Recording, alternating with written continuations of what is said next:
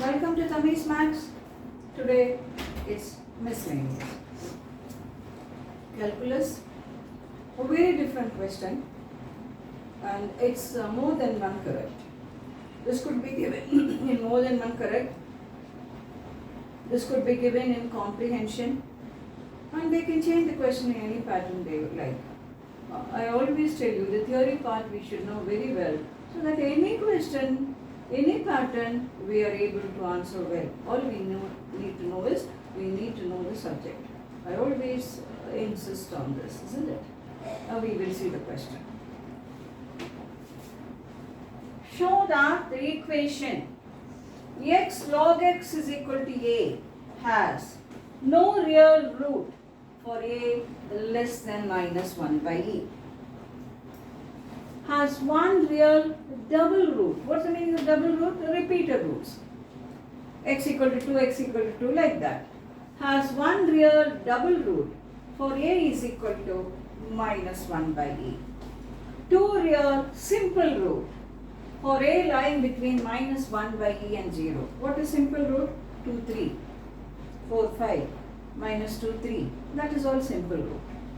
And one real simple root for a greater than 0. This could be wonderfully framed with more than one correct. But I took it as a question like this because I thought explaining the subject is more important than telling you do this, do this, do that. So when I explain it and you understand, then you can handle anything you like. Because basically you have to work on your own and be ready to face anything on your own. That is what I intend to do for students. We will see now. Many times I describe problems, don't I? I tell you after you work this, you'll be like, so easy, I could have done it. Oh, the glamour is lost. Many things I talk like that. But for certain questions, I never speak like that. I say, after you work the question, you will have a feeling how vast the subject is. How much ever I learn, there is something new that I should read. So I should practice. I should practice. I should not take things light, especially for advanced. That's the feeling you're going to have after I work this. Not the feeling, this only, no. I can do it, no. I tell you certain questions will have that sort of feeling because the attraction, the gravity is lost after you know the answer. But certain problem never loses its attraction, never loses its gravity even after you solve it. This is one such question. Let us see. Now solving and graph are correlated to a very high level. What is the meaning of a graph and a solution? Now let us say, if I have a graph like this, it means I solve for this and this, I will get two simple solutions. What is simple? 2, 3, half 2. Like that, it's not repeated. So it's called simple. If it's a tangential position,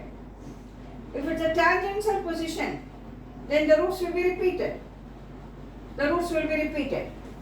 So I have something like this. This is x equal to 2, x equal to 2. Roots will be repeated. So it will be double root. But it is simple double root. Next is, if I have like this, then there will be only one root. Only one simple root.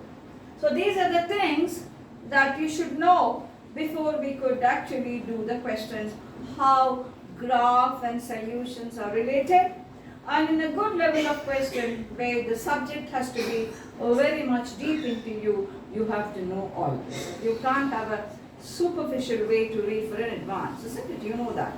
Because these exams are one of the toughest in our country, one of the most prestigious in the country. And you're all good level students going for this. So you need to know the concept very well. So these are the simple things. I don't mean to say these are all difficult. I mean to say these are simple, but you need to know that. Now let us see that. Now before I draw any graph, especially when you have areas and all that, sometimes maybe graph may be necessary, Sometimes graph may not be necessary, it depends on how the curve is and how the problem is. Now show that the equation x log x equal to a. Now y is equal to x log x and y equal to a. Two graphs I solve, I draw. Wherever they meet, that will be the solution. So let me draw for y is equal to x log x. Let me solve for y is equal to x log x. How am I going to do it? In the given domain, x can't be negative. It's not modulus given. It's only log x given. So in the given domain, x can't be negative. What is domain? It is that set of x for which the function is defined to be real. Now, let me try to have the minimum of this and how to plot this. dy by dx, first function into derivative of second function plus second function into derivative of first function, which is 1. d2y by dx2, that is equal to. This is 1 no? So when I differentiate, it will become 0. Log x will be 1 by x. Log x will be 1 by x. It is always positive in the given domain. It is always positive in the given domain. So there will be only second derivative is positive. There will be only minimum and it will not be maximum. Let us see for what x it's going to become minimum. 1 plus log x is equal to 0. Log x is minus 1. X is e power minus 1, that is 1 by e. At x equal to 1 by e. At x equal to 1 by e, you will get the minimum. At x equal to 1 by e, you will get the minimum. Let us see what will be the minimum. Take this. 1 by e into log of 1 by e. Y is equal to 1 by e. Log of e power minus 1. Minus 1 will come here. Y is minus 1 by e. So minimum will be minus 1 by e at x equal to 1 by e. Next is, what will happen when this x is 0? What will happen when x is 0? Put 0. 0. Log 0 is infinity. 0 and infinity. It's not defined. But how will I make some conclusion about the point 0? So when this is not defined, what will I do? I will take the limit of x is tending to 0, x log x. So this is limit. X is tending to 0, log x by 1 by x. That is infinity by infinity. Apply L'Hospital's rule. 1 by x by minus 1 by x square.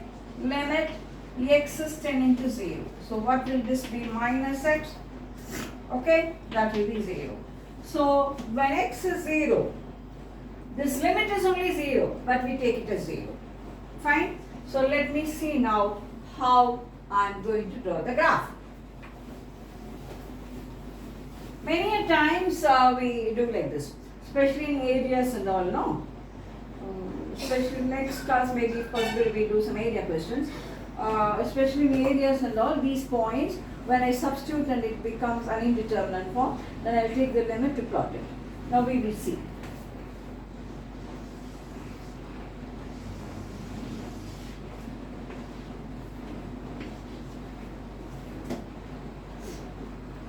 Now x is 1 by e. X is 1 by e and the minimum will be minus 1 by e. So this point is 1 by e minus 1 by e. It will not come down. It will not come down below this. Isn't it? It will not come down below this. 0, 0 is the point on this. 0, 0 is a point on this. Next is, y will be 0, this will be 0, this will be 0. When will it be 0? When x is 1. Log 1, 0. 1 into 0, 0. So it will come here. After that, x log x will be increasing. Log x, base is e, no? Larger the value, larger will it go. When base is less than 1, lesser numbers will have larger logarithmic value.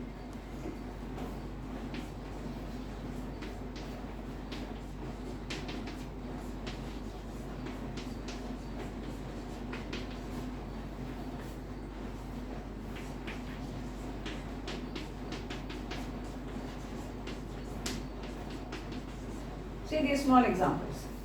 When base is less than 1, lesser the number goes, larger will be the logarithmic value. Logarithm, base is the king of the chapter. It commands the whole chapter. When base is more than 1, not necessarily 5, it can be even 1.2. Larger numbers will have larger logarithmic value. So here, as x increases, y will increase. So the graph will go like that. Or even otherwise, you can find out your dy by dx and check whether it's an increasing function. You can even try that if you want. Next is, we will now go.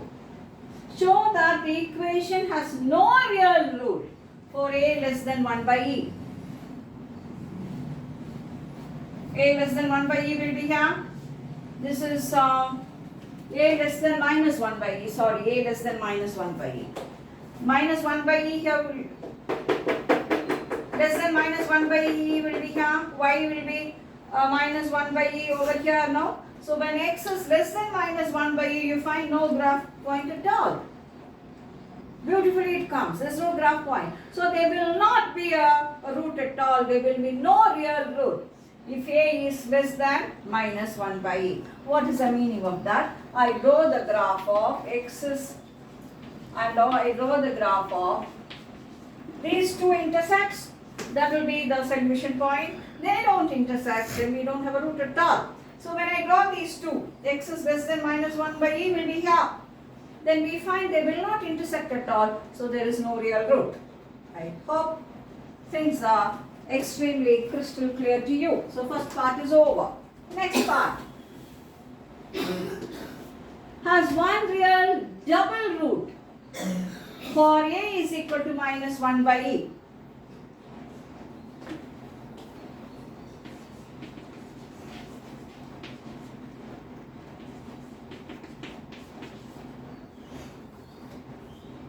So I draw the graph of these two. In the previous, y was less here.